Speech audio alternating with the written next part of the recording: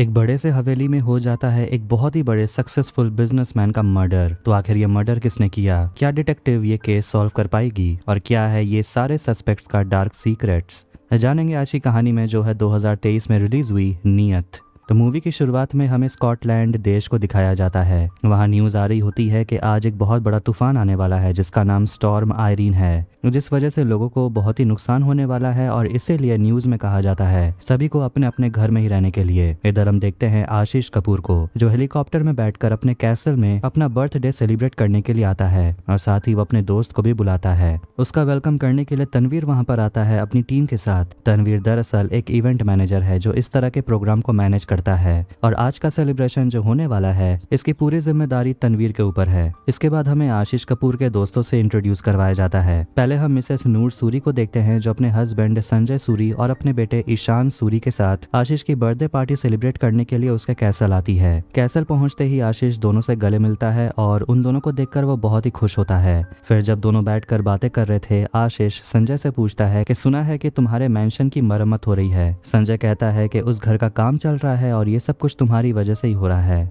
और संजय आशीष को धन्यवाद कहता है। दरअसल संजय पहले डॉक्टर हुआ करता था और अपना लाइसेंस गंवाने के बाद तब से लेकर अब तक वो कोई काम नहीं करता, इसलिए उसका सारा खर्चा आशीष उठाता है। आशीष संजय से कहता है कि मुझे तुम्हारे सिग्नेचर चाहिए, और आशीष अपनी असिस्टेंट जिसका नाम के है उसे पेपर लाने के लिए कहता है साइन करवाने के लिए। जिसके बाद जिमी कपूर को देखते हैं, जो आशीष कपूर का साला है, मतलब कि आशीष कपूर की बीवी ताहिरा कपूर जो कि अब इस दुनिया में नहीं रही, उसका भाई है। और जिमी आशीष के जितने भी महंगे महंगे पार्टीज होती हैं उन सभी का देख रेख जिमी करता है। इसके बाद हम जारा को देखते हैं, जो कि आशीष की थेरेपिस्ट एस्ट्रोलॉजर है। इसके बाद हम रूमी को देखते हैं, जो एक कुत्ते का नाम है, वो भी आशीष की बहुत ही करीब है। इसके बाद हम लीसा से मिलते हैं, जो कि आशीष की गर्लफ्रेंड है। और वहाँ हम साशा मिस्त्री को भी देखते हैं, जो कि अनाथ है और उसे ताहिरा अपने साथ लेकर आई थी। उसके बाद हम आशीष के बेटे रायन को देखते हैं, जो अपनी गर्लफ्रेंड को लेकर अपने पापा के बर्थडे पार्टी अटेंड करने के लिए आता है। उसके बाद हम मिलते हैं के से, जो आशीष के सूट के साथ डांस कर रही थी। तभी वहाँ आशीष पहुंच जाता है और उसे कहता है कि आज तुम्हें कोई काम नहीं करना,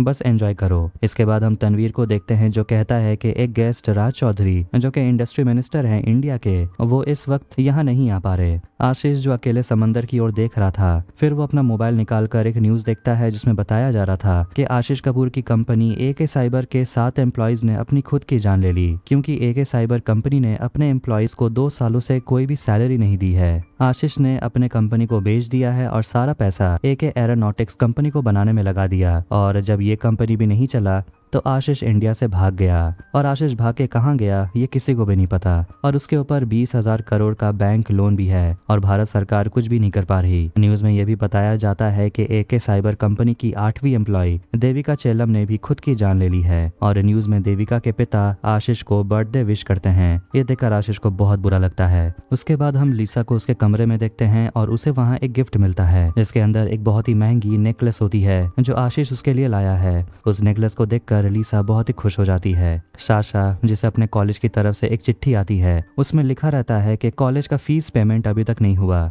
और उसे एक फाइनल वार्निंग दिया जाता है। ये जाने के बाद साशा रोने लगती है। रायन अपनी गर्लफ्रेंड के साथ कैसल पहुंच जाता है। इधर तनवीर आशीष से मिलने के लिए जाता है और कहता है कि हमारे स्टाफ यहाँ से जाना चाहते हैं क्योंकि आज स्टॉर्म आयरीन आने वाला है, जिसके चलते स्कॉटलैंड ब्रिज बंद हो जाएगा। आशीष उन्हें डबल सैलरी देने के लिए कहता है, मगर तनवीर कहता है कि मैंने उन लोगों से पहले ही डबल सैलरी की बात की, मगर वो लोग मान ही नहीं रहे। तनवीर कहता है कि उन सभी को जाने दीजिए, मैं अकेला ही सारा काम संभाल लूंगा। आशीष तनवीर को काम संभालने के लिए कहता है। जैसे ही तनवीर उस कमरे से जाता है, वहाँ एक फूल का वास रखा हुआ था और वहाँ एक पेन भी था, जिसे तनवीर ले लेता है और वहाँ से चला जाता है। इधर न्यूज में बताया जा रहा था कि स्टॉर्म आयरीन आ चुका है और 100 माइल्स की स्पीड में हवा चलने वाली है, और सारे लोगों से कहा जाता है घर पर ही रहने के लिए। जारा जो नूर से बातें करती है और कहती है कि मैंने सुना है कि मिनिस्टर साहब राज चौधरी की तबीयत खराब हो गई है। नूर कहती है कि मैंने सुना कि राज चौधरी की फैमिली में कोई इमरजेंसी आ गई है, इसलिए वो यहाँ नहीं आ पाए। जारा कहती है कि आशीष के चलते वो सभी आराम की जिंदगी बिता रहे थे, मगर जब आशीष की जरूरत पड़ी तो कोई भी उसकी मदद करने नहीं आ रहा। तभी वहाँ लिसा आती है और उसे देखकर नूर कहती है कि मैंने तुम्हें दुबई में देखा, मगर लिसा कहती है कि मैं तो कभी दुबई नहीं गई।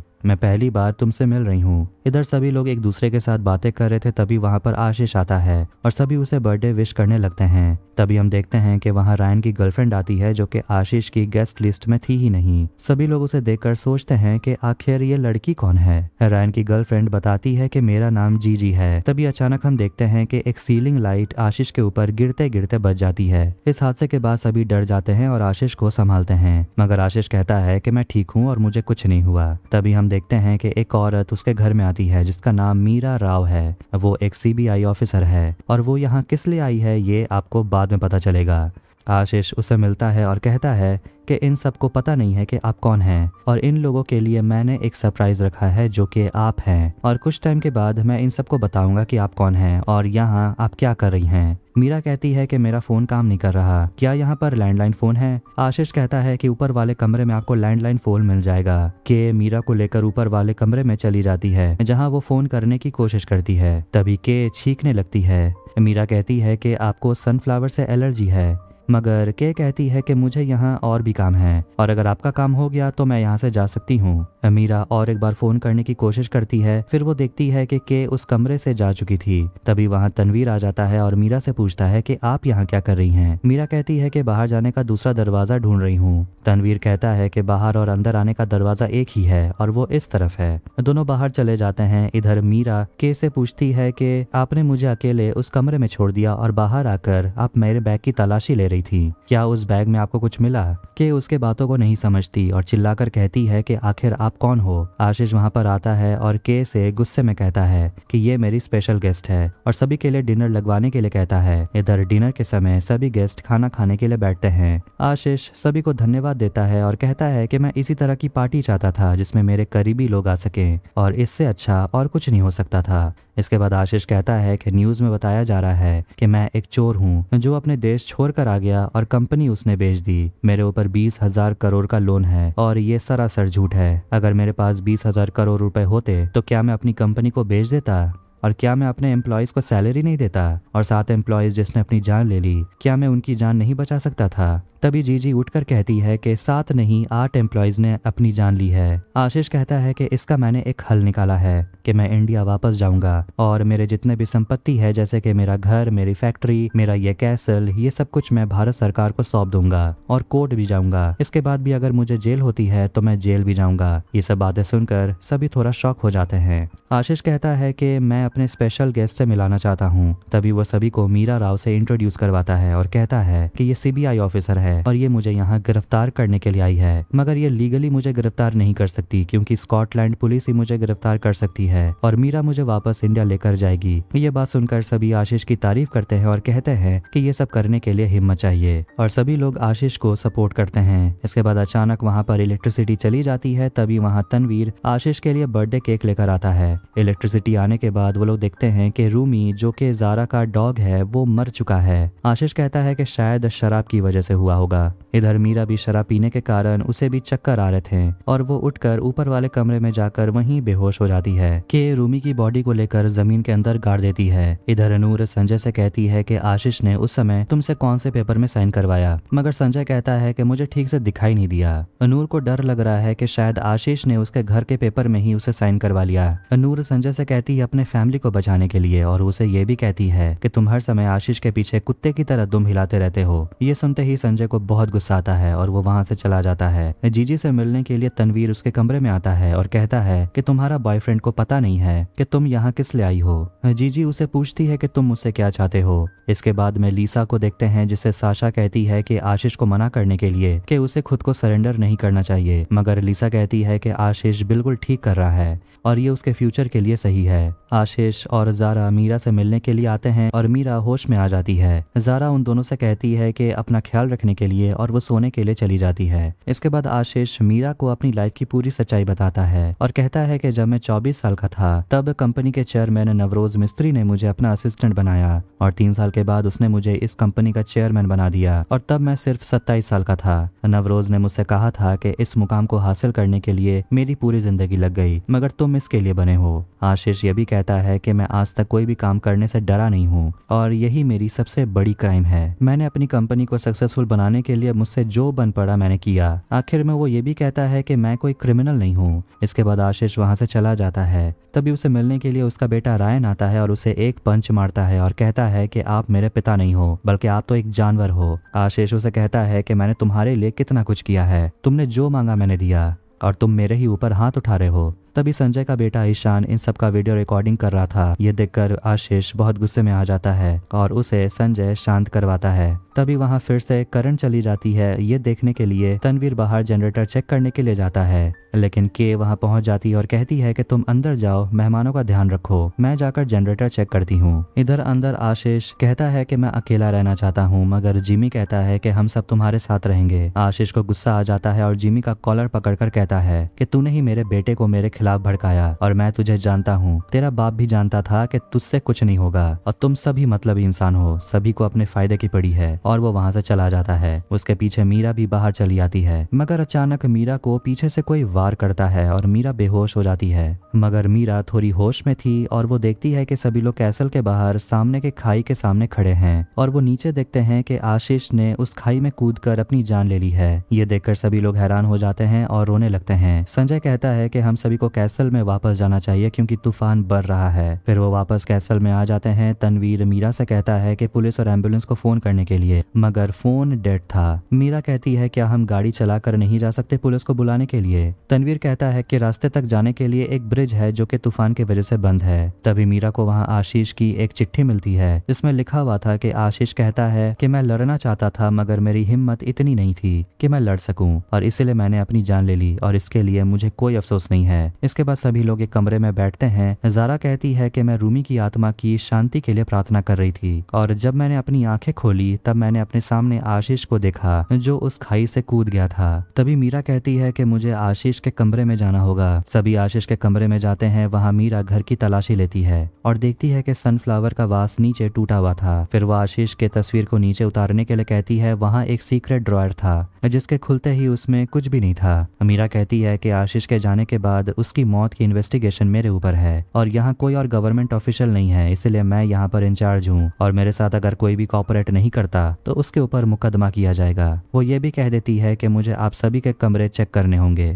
पहले मीरा जिमी के कमरे में जाती है और वहाँ उसके कमरे की तलाशी लेती है और उसे पूछती है कि आपका सोर्स ऑफ इनकम क्या है। जिमी कहता है कि मेरा नाम ही मेरा सोर्स ऑफ इनकम है। फिर मीरा उसे एक कार्ड दिखाती है जो कि एक लॉ फर्म का है। मीरा कहती है कि आपने अपना हक मांगने के लिए इस लॉ फर्म से बात की है और जब आपके पिता नवरोज मिस्त्री ने आपको निकाल कर आपके जीजा आशीष कपूर को कंपनी सौंप दी तो आप क्यों अपना हक वापस मांगना चाहते हो। इसके बाद मीरा लीसा के कमरे की तलाशी लेती है। लीसा कह देती है कि यहाँ जितने भी दोस्त हैं वो सब उससे जलते हैं और वो कहती है कि मैं क्यों आशीष को मारना चाहूंगी। इसके बाद मीरा साशा के कमरे की तलाशी लेती है। साशा कहती है कि मेरे कॉलेज की फीस बाकी है और आशीष अंकल ने प्रॉमिस किया था कि वो मेरी पढ़ाई पूरी करवाएंगे। इसके बाद मीरा संजय के कमरे की तलाशी लेती है और वहाँ पर भी उसे कुछ नहीं मिलता। मीरा पूछती है कि आशीष के संपत्ति में आपके घर का भी नाम है, मगर नूर कहती है कि वो हमारा घर है और वो हमारे नाम पर है। इसके बाद मीरा रायन और जीजी के कमरे की तलाशी लेती है और उनसे वहाँ उसकी माँ की फोटो मिलती है और उसकी माँ वही ड्रेस पहनी हुई थी जो जीजी ने पहनी हुई थी। जीजी उस फोटो को देखकर रायन के ऊपर गुस्सा होती है। फिर मीरा पूछती है कि गाड़ी की चाबी कहाँ पर है, मगर उन दोनों को गाड़ी की चाबी नहीं मिल रही थी। मीरा बाहर भागती है और देखती है कि तनवीर गाड़ी को लेकर भाग रहा था और थोड़ी दूर जाने के बाद गाड़ी क्रैश हो जाती है।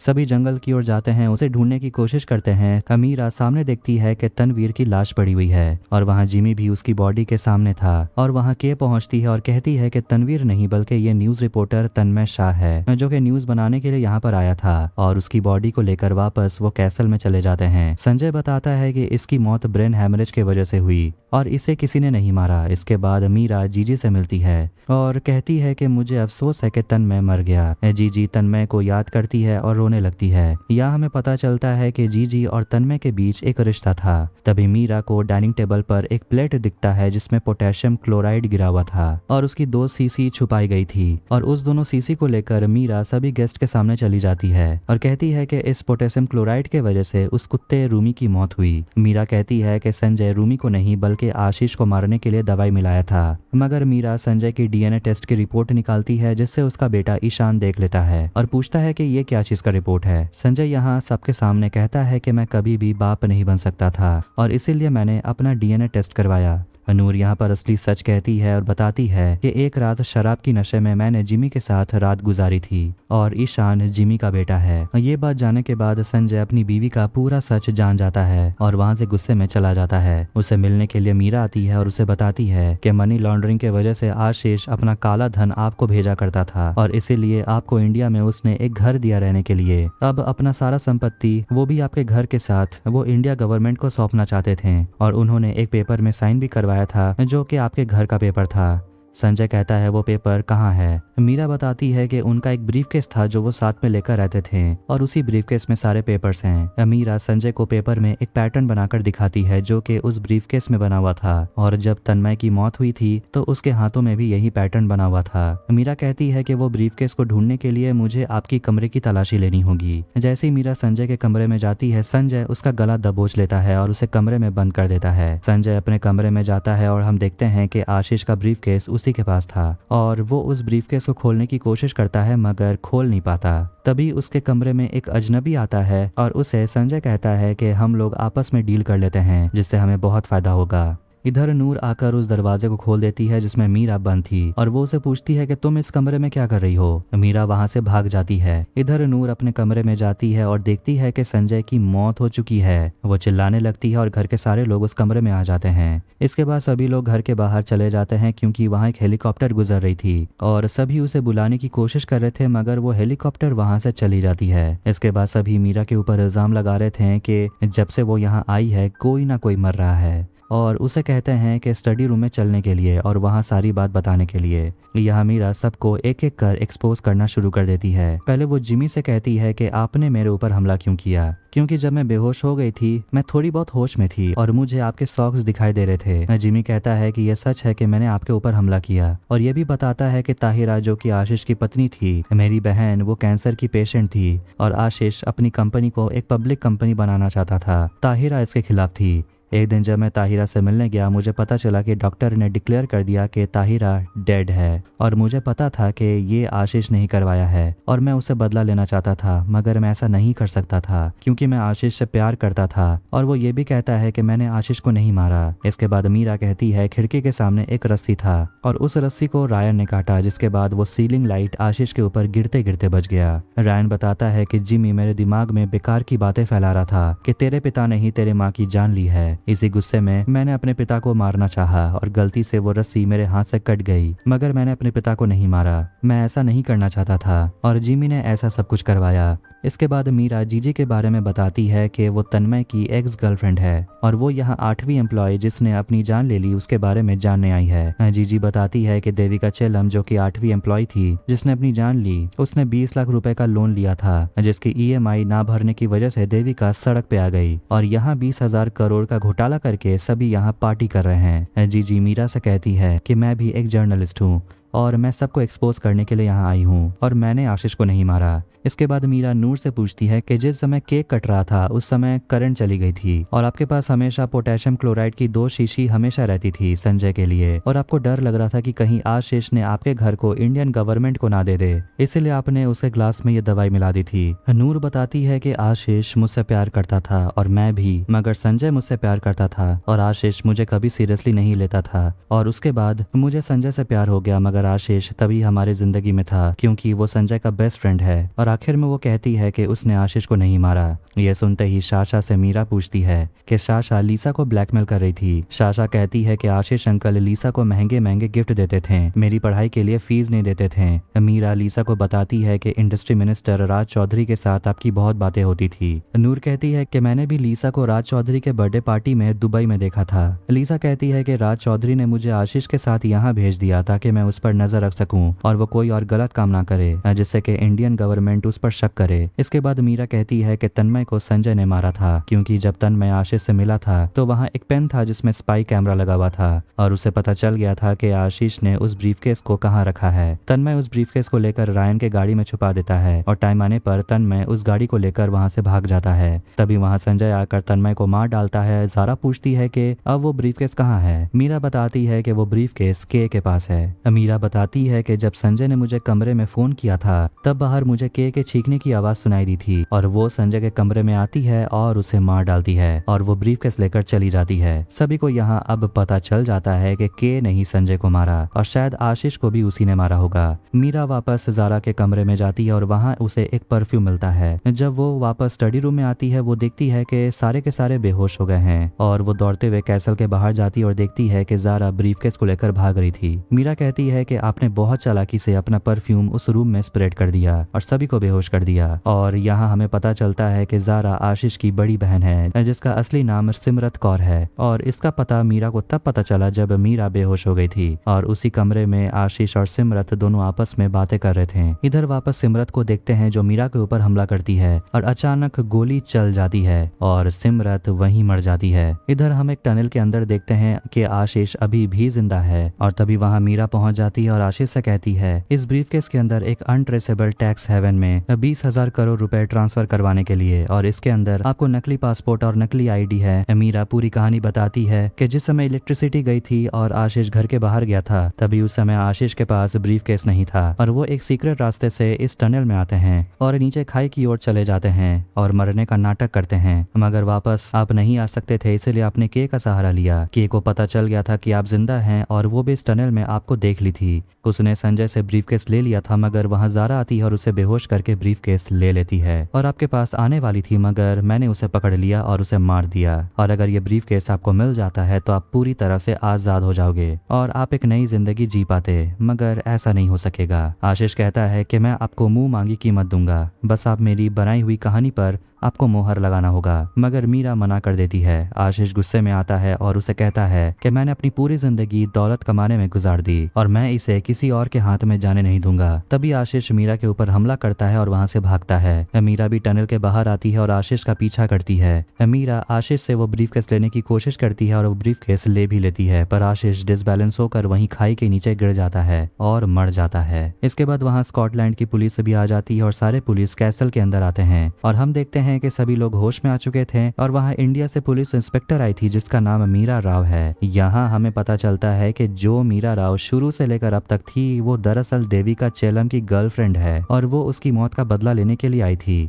देविका चेल्लम वही है जो आशीष की कंपनी में काम करती थी और सैलरी ना मिलने के कारण वो खुद की जान ले ली थी। यहाँ असली मीरा राव सभी को बताती है कि ये जो औरत यहाँ पर मीरा राव बनकर आई थी वो कहाँ है मगर उसके बारे में किसी को कुछ नहीं पता था कि वो कहाँ है। इधर हम वापस मीरा को देखते हैं जो ब्रीफकेस को खोलती है और उसमें बहुत सारे पैसे थे और फेक आईडी भी थे। वो बताती है कि सीबीआई के आने के पहले मुझे उस ब्रीफकेस को लेना था और मैंने वैसा ही प्लान बनाया और आखिरकार मेरी जीत हुई। मूवी के आखिरी सीन में हम देखते हैं कि आशीष कपूर के सारे संपत्ति इंडियन गवर्नमेंट के पास चले जाते हैं और 20,000 करोड़ का जो लोन था वो भी चुका दिया जाता है। आखिर में हम देखते हैं कि असली मीरा राव उस नकली मीरा को पकड़ने के लिए पहुंचती है और उसे कहती है कि तुमने बहुत अच्छा किया मगर तुम मुझसे बच नहीं सकती। और इसी के साथ ये मूवी यहीं खत्म हो जाती है। तो अगर आपको ये वीडियो पसंद आया तो वीडियो को लाइक करें, चैनल को सब्सक्राइब करें। मिलते हैं नेक्स्ट वीडियो में। Take care.